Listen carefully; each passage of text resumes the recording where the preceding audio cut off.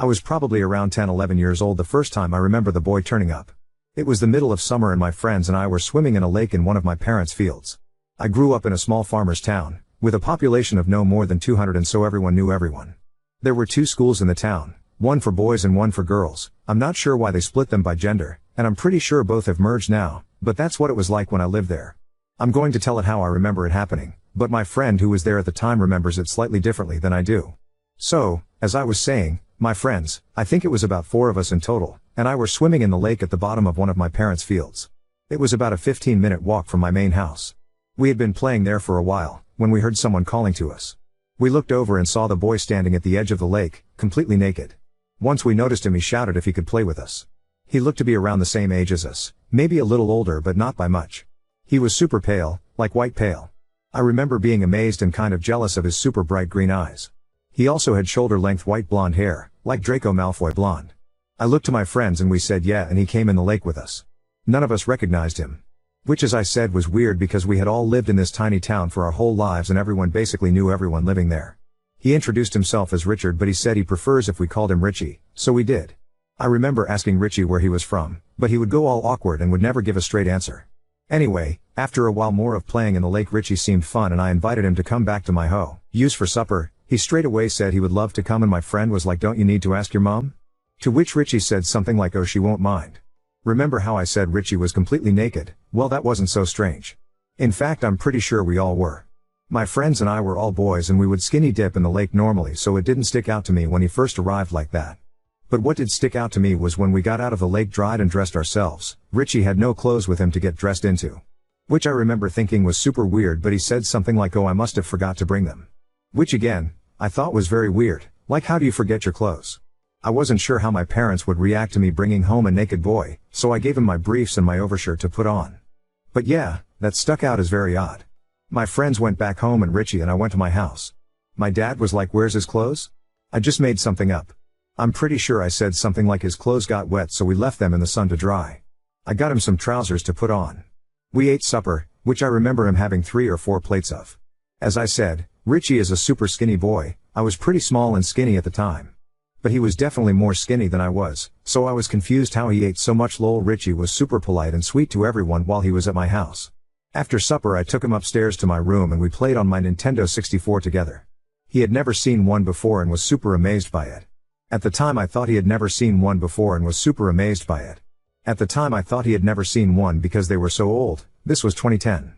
But my family was poor and that's all I had. It started to get dark and I asked him if he wanted to sleep over. He was really excited by that and said yeah.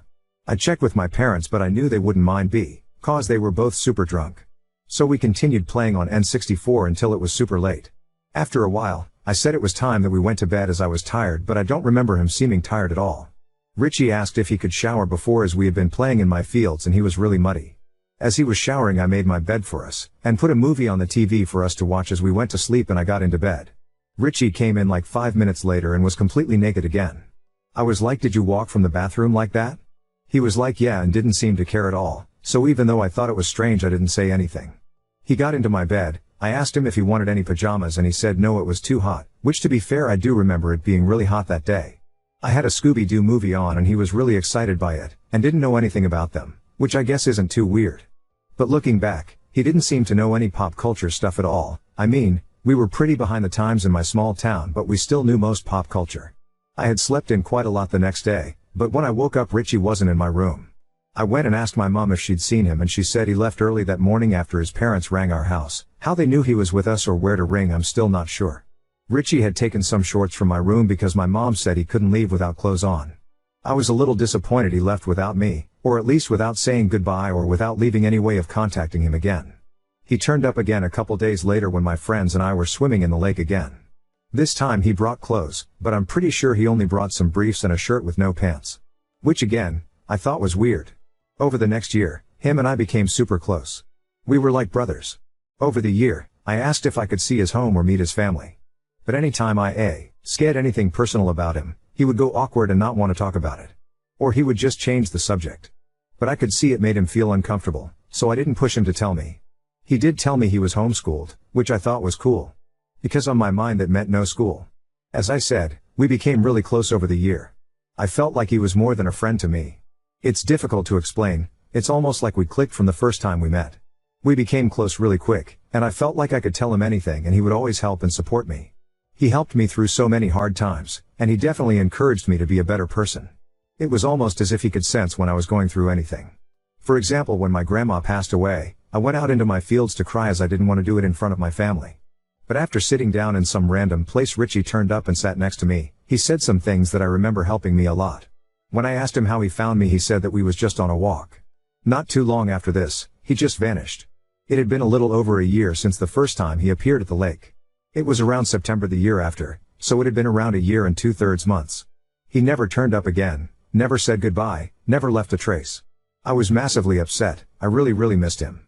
I would walk around the fields looking for him, and I would hang out by the lake where we first met, hoping that he would turn up, but he never did again. I still don't know what happened to him. I've tried searching social media for him but with no luck, and since he would never tell me that much about his life, I don't have that much to go on. I asked my parents what they remember of him. They said they remember him being odd, and that they were unsure about him at first, especially how he had a tendency to strip naked whenever he felt like it.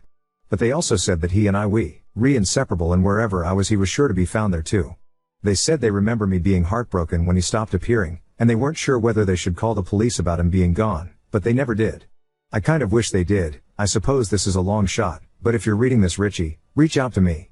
Update 1. This journey has been difficult. Many years I have searched for answers on where Richie is now. Sadly, it is not good news.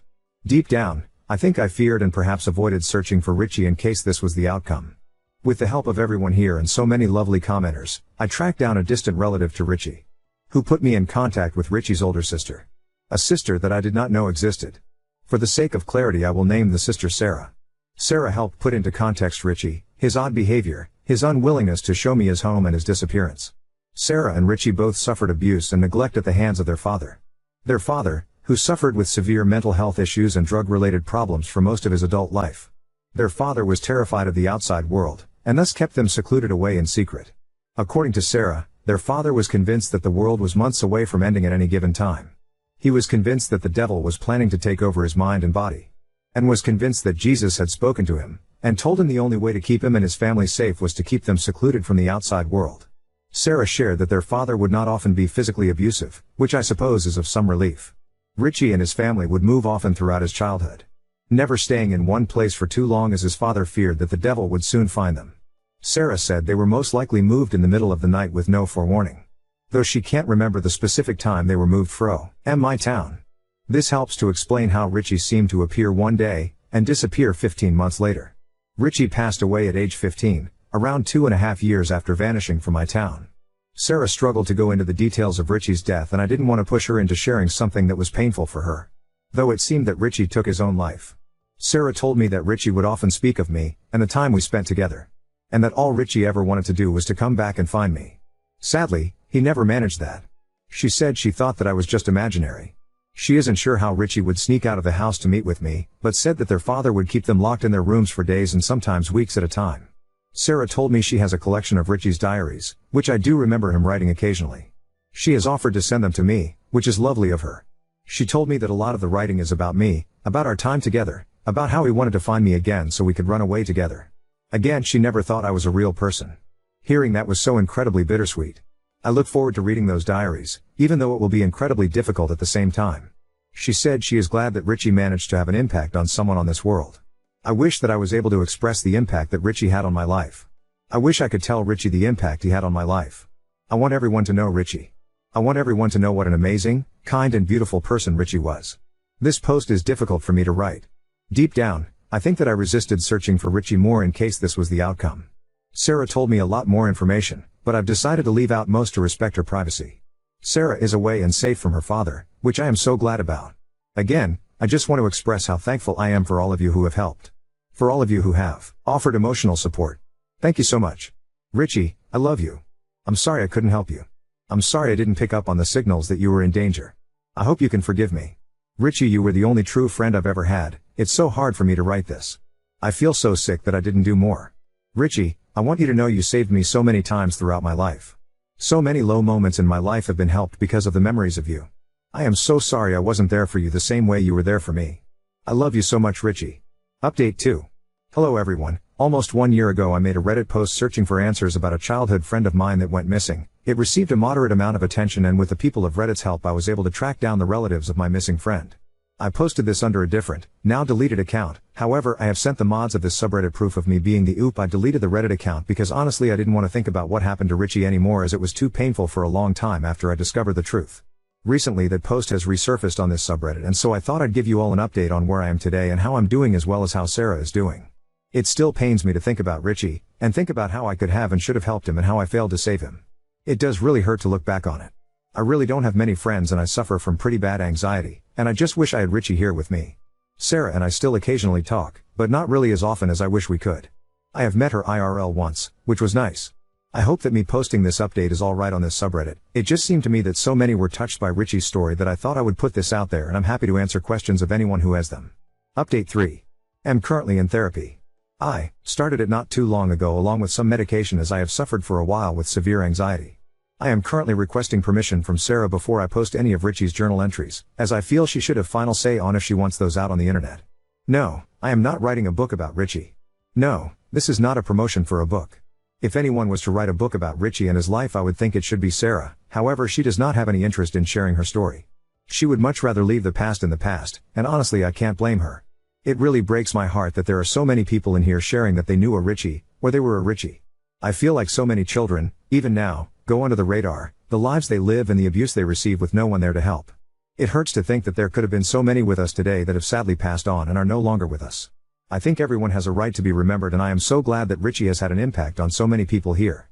Also, I'm sorry if I don't respond to a comment. There are a lot on here that I thought would be too difficult to respond to. I can say a million times that I shouldn't feel guilty, and I know that also. But it is very hard not to, and it's very hard to hear that I did all I could do when Richie isn't around anymore. That might sound mopey or ungrateful. I am grateful of all the love I have been sent. I am just not entirely sure if I deserve it. Now on to second story. Wife insists she's expecting twins despite negative tests, preparing a nursery and planning leave, while accusing me of gaslighting her. My wife and I, 42 male, have been married for 2 years, together for 15. All this time we had either not decided to have kids or had problems getting pregnant. After some medical testing we found out that it was near impossible to get pregnant due to some medical issues with her. We were thinking of adopting when one day she came home and told me she was expecting. Of course I was super happy. A week later we had an appointment at the gyno and she had some blood drawn. The test came back negative and of course I was devastated, but she wasn't. She claimed that she was pregnant and that the doctor was wrong. We took some more store-bought ones and they all came back negative. My wife is in complete denial. Now she claims we are having twins. She is buying them clothes and decorations and is pressuring me to start with the nursery. I am at a loss and don't know what to do. My inaction is making her believe that I want to leave them and that I am going to doom my wife into the life of a single mom. What the F is even happening? I love her, but I don't know what to do. Edit, forgot to add. I have tried talking her into therapy, but she accuses me of gaslighting her. Little update / edit. Thank you guys, you really helped me out. Yesterday was a bad day and you helped me get clarity. I've had a chat with our doctor who will now be handling this with us. I would like to thank most of you with useful advice, and hopefully I will be able to update good news someday. But a fuck you to those that said I should divorce her because she is crazy, and an extra fuck you to the guy that used this post to push his anti-abortion agenda. Oop, I know. Also, she isn't showing at all. She is thin as always. Yes, she says that she can't lift heavy things, says she has pregnancy cravings, she buys clothes for the twins, she is even planning to take paid time off from work for when the babies are here. Oop, she claims she was pregnant about a few weeks ago. But as of Friday she says she entered her 19th week. I really don't know what brought her to think that. Update 1. I called up our primary doctor and told him about the problem. He seemed very concerned and wanted us to come see him the next morning. He said it was important to be gentle but not feed into her delusions. I sat her down and we talked. All she wanted to talk about is when I would get the nursery started and that we were on a time crunch, and how she has found a perfect color for the room, how she wants me to be more involved in her pregnancy. I tried to be very calm, but I was very perturbed by seeing her that way. I asked her to go to the doctor with me tomorrow. She said yes, that she wanted to check on the babies either ways. Now I took some advice and words you gave me about being calm and asking a bit why she thinks she is pregnant without calling her delusional. So I did. She kept changing subjects or saying that a mother just feels it. You wouldn't know how it is. Then I said that I loved her really much, that I would never think of leaving her, but we needed to go to the doctor to confirm her gut feeling. She got very agitated and was crying, telling me that if I wanted to leave her I should simply leave, but I shouldn't call her a liar. Somehow I managed to calm her down enough for her to go to sleep. After she did, I went on her computer. I do never snoop on her. But I remembered a commenter pointing out forums about cryptic pregnancy, and so I went for the lookout. Oh boy. She was in 2 Facebook groups. One was a normal mommy Facebook group and the other was a group about women that believed they were pregnant. In the normal group she would post updates about her symptoms and pictures of her belly and her story about how she was almost not able to have children, but that's to the grace of God that kissed her tummy, the gift of life was given to her, and how she was compensated for all this years of suffering with twins. In the other group the women were quite literally, and excuse me here, fucking insane. They were feeding in each other's delusions. A woman said that she was almost 2 years pregnant and how sometimes it just takes longer. My wife would post there complaining about doctors that do not take her seriously and about me. So many women were making her fear that I would leave. Saying things like men cannot stick to a woman. Many recounted their stories about how their marriages broke down because their spouses could not handle the pregnancy. I was really fucking scared. I researched phantom pregnancies and I read somewhere that could also be a sign of schizophrenia. So to say the least I could not sleep. I was and am still very afraid of losing her. She woke up and I tried to act like nothing was wrong. We were going to the doctor. And it was as if nothing had happened yesterday. She was convinced that we were going to a pregnancy checkup. Things got really bad when we began talking to the doctor. He was really tactful when talking to my wife. He tried to explain her that it was medically impossible that she was pregnant. We tried to show her tests, the ultrasound we did the day before, but nothing. She got more agitated and began to cry and scream at me for making her look like a crazy person. She began bouncing back and forth and holding her head with both hands. We could not calm her. She went in on a full-on panic attack. She could not breathe. The doctor laid her down and tried giving her some medicine for her to relax, but it did not help as he didn't have the necessary tools to treat a panic attack that was that bad. She had to go to the hospital where they took care of her. Did an EKG to exclude that she was suffering a heart attack. At that point I really had no other option than to inquire about involuntary commit. So I could not do it myself. I needed my doctor's statement that she was a danger to herself and others, and he had to initiate the process of an involuntary examination of 72 hours. After that we will have to submit a written statement to the court to determine whether or not she can stay there against her will. So far I have submitted all her posts in both Facebook groups as well as the test we did with timestamps when possible. My wife is 2 days in the 3 days examina, and I have no contact to her. When I last her she was furious with me. She said I was taking away her freedom, which I am. I felt horrible, dirty and useless. She is so mad at me. I feel like I am abandoning her and don't know how she will ever forgive me this. I love her with all my heart. I am afraid of what will happen if the courts decide that I can't commit her, how our life will be affected. I feel like I failed to protect her. At this point I'm just rambling. Sorry for the long post. I guess I just need to vent because I have no one else to really turn to that just wants to listen. I feel judged by everyone and pitied. I just hate it. Sorry for spelling mistakes. Edit. I will not fucking leave my wife, you unempathetic dickheads. When I gave my vows I meant trough illness and bad times. I am not only on the ride for the good times. If you truly love someone you will do whatever it takes to see them healthy again. Would you leave your spouse if they went trough a severe physical illness? I am here to stay. I will not divorce her. She is not a fucking psycho, she is sick. I hope no one of your loved ones ever has to go trough this because their support net will consist of cowardly dickheads. Sorry for the rant. But if you want to say something line divorce that nut, don't even bother. I understand people that make the choice to leave if the situation when it begins to mess with their mental health, and I respect that, but I won't do that. Edit 2. My wife didn't have a heart attack. She was examined because panic attacks register with similar symptoms as heart attacks. I don't exactly know what our doctor gave her as I was so distraught. But I was not a sedative. I think it was something along the lines of Valium or Baldrian. Over-the-counter stuff mostly. She has family. She is estranged from most of them. Her sister is now at our place to help. Also refrain from such stupid comments like I'll bet she will leave bro. She is cray, how did you marry he, are because they are not helpful at all. Especially the bets that are going on that my wife will leave me once she gets better. Update 2. Hi guys. It's me again. We have a lot of time on our hands, so I thought why not update the community that helped me. Even if it was just to let me know that I could vent. I don't even know how much time has passed, but I am very happy to say that things are working out. I have my wife's permission to share this with you all, and she is even telling me to greet you. After being in the 72-hour stay, it was determined that she had to stay there. My wife was pissed for the first few weeks. It was a devastating time. But time and therapy heals all wounds. Slowly I was allowed to come visit. And every day I went I saw a bit more of the person I loved. There were setbacks along the way and I had to watch a lot what I said and did. For example, the first few weeks she wouldn't tolerate touch or something like that. Our trust had to be regained slowly. From both parts. We put so much work in. And even now that she is back home, and has been for a while, we sometimes have bad days where it is difficult for my wife to get out of bed or where I am suspicious of her getting back into that state. But at the end of the day I am happy.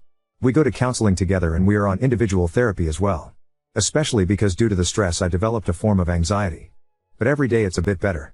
I have discovered new sides of my wife, like the new hobby that she has of making resin jewelry and decorations. Even our quarantine time has been quite peaceful. We still have remote therapy and everything. Things are not normal yet. And adoption is not back on the table as of now. We have given ourselves at least a year of therapy before we think about parenting and raising a child. One thing is for certain. I am still in love with my wife and I still love her so much. Our relationship might not be better than ever, but it sure as hell is stronger than ever. Also, she has done a lot of self-reflection and of course has thanked me for how I handled things. She is lovely.